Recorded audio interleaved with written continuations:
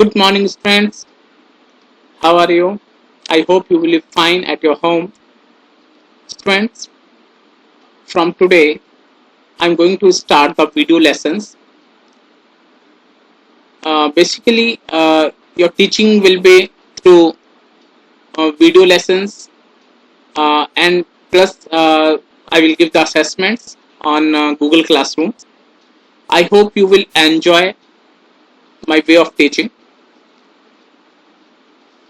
So, this is your subject IT 402 in class 10, and this time the CBSE had made change in this subject, and I will teach you uh, according to the CBSE curriculum.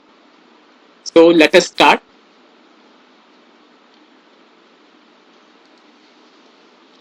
So your first chapter is web application. So in this web application, there are total 11 sessions. So we will learn all the lessons step by step, and our first session is working with the accessibility options.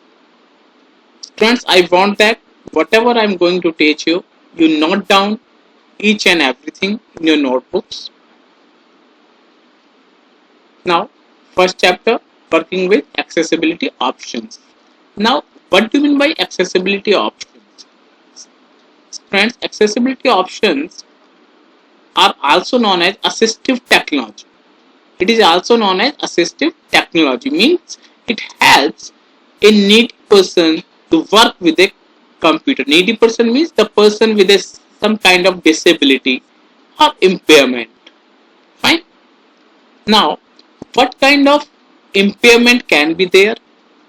Now, it can be the cognitive impairment. Cognitive means दिमागी रूप से जो कमियां होती हैं वो आपकी cognitive के अंडर आती हैं. Dyslexia, attention deficit hyperactivity disorder, autism जिसमें याददाश्त कम हो जाती है, और visual impairment such as low vision, complete और partial blindness, colour blindness, hearing impairment.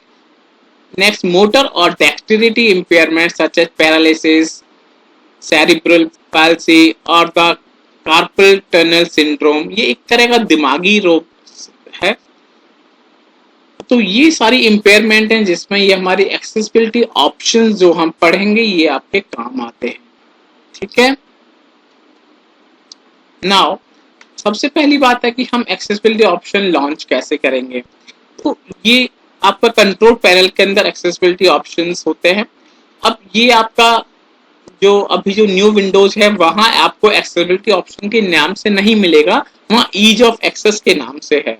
ठीक है. जो पुरानी विंडोज होती थी विंडोज 7 से पहले वाली, उसमें ये एक्सेसिबिलिटी ऑप्शन के नाम से होता था. नाउ अब एक्सेसिबिलिटी ऑप्शन में जब आप जाएंगे कंट्रोल पैनल के अंदर, तो वहां आपको इसके अंदर कीबोर्ड से रिलेटेड, साउंड से रिलेटेड, डिस्प्ले से रिलेटेड, माउस से रिलेटेड और जर्नल, ये आपके 5 तरह के आपको टैब मिलेंगे. ठीक है. तो सबसे पहले हम लोग कीबोर्ड से रिलेटेड जो टैब है उसके अंदर हम क्या पढ़ना है वो हम लोग आज पढ़ेंगे. ठीक है. उसमें सबसे पहले है स्टिकी कीज.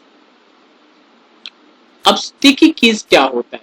तो sticky keys is an accessibility feature to help the computer user with physical disability, but it is also used by others as a means to reduce the repetitive strain. इसका मतलब क्या है? इसका मतलब ये है कि स्टिकी कीज वो कीज होती हैं जिनको एक बार अगर हम प्रेस कर देते हैं तो वो एक्टिव रहती हैं तब तक हम उनको कोई दूसरी की प्रेस ना करें या उनको हम डीएक्टिवेट ना करें. जैसे आपका कंट्रोल की हो गया, कंट्रोल शिफ्ट हो गया, ऑल्ट हो गया, विंडोज की हो गई, तो ये आपकी स्टिकी कीज होती हैं. हम अगर स्टिकी कीज को हम ऑन कर देते हैं तो वो कीज का फंक्शन एक्टिवेट हो जाता है. मतलब जैसे अगर मान लीजिए आपने कुछ लिखा और आपने कंट्रोल प्रेस कर दिया, फिर आप ए दबाएंगे तो वो कंट्रोल ए का मतलब सिलेक्ट ऑल, तो सारा चीज ए दबाने से सिलेक्ट हो जाएगा. आपको कंट्रोल बार बार प्रेस करने की जरूरत नहीं है. तो ये आपका स्टिकी कीज का एग्जांपल है. ठीक है। नाउ अब इसका प्रैक्टिकल जब आप करेंगे स्टिकी कीज का, तो प्रैक्टिकल करने के लिए आप नोटपैड पे कुछ लिखेंगे और उसके बाद आप कंट्रोल वाला बटन प्रेस करेंगे कि जब भी आप ए लेटर दबाएंगे तो सारा वो सिलेक्ट हो जाएगा। ठीक है, ये आपका स्टिकी कीज का प्रैक्टिकल आप करके देखेंगे अपने लैपटॉप पे, घर में जो भी आपको अवेलेबल है आप करके देखेंगे। Now next is the filter की। अब फिल्टर कीज क्या होती हैं? It is the accessibility option that tells the keyboard to ignore brief or repeated keystroke, making the typing easier for the people with hand trauma। आपने देखा होगा कभी कभी कुछ लोगों के हाथों में दिक्कत होती है, उंगलियां कांपती हैं, तो जल्दी से उंगली जो है एक किसी भी कैरेक्टर को 2 बार प्रेस कर देती है। हम चाहते हैं कि जब वो रिपीट हो जाए कोई भी ऐसा कैरेक्टर तो उसको इग्नोर कर दे, तो उस चीज के लिए फिल्टर कर दे एक तरह से। तो वो आपका फिल्टर कीज का काम होता है, उसमें आपका जो रिपीट वाला जो कैरेक्टर है वो हट जाता है। ठीक है।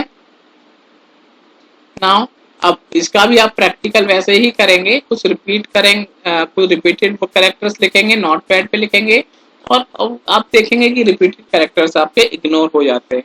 तो स्टूडेंट्स आज के लिए सिर्फ इतना ही मैं आपको बताऊंगा, बाकी आपका मैं नेक्स्ट जो इसके आगे जो भी टॉपिक्स है वो मैं कवर करूंगा।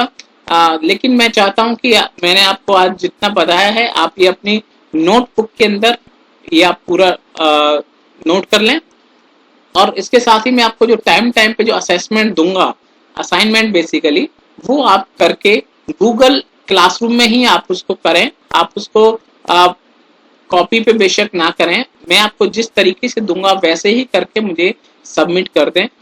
ठीक है, ताकि आपका रिवीजन भी होता रहे। Thank you.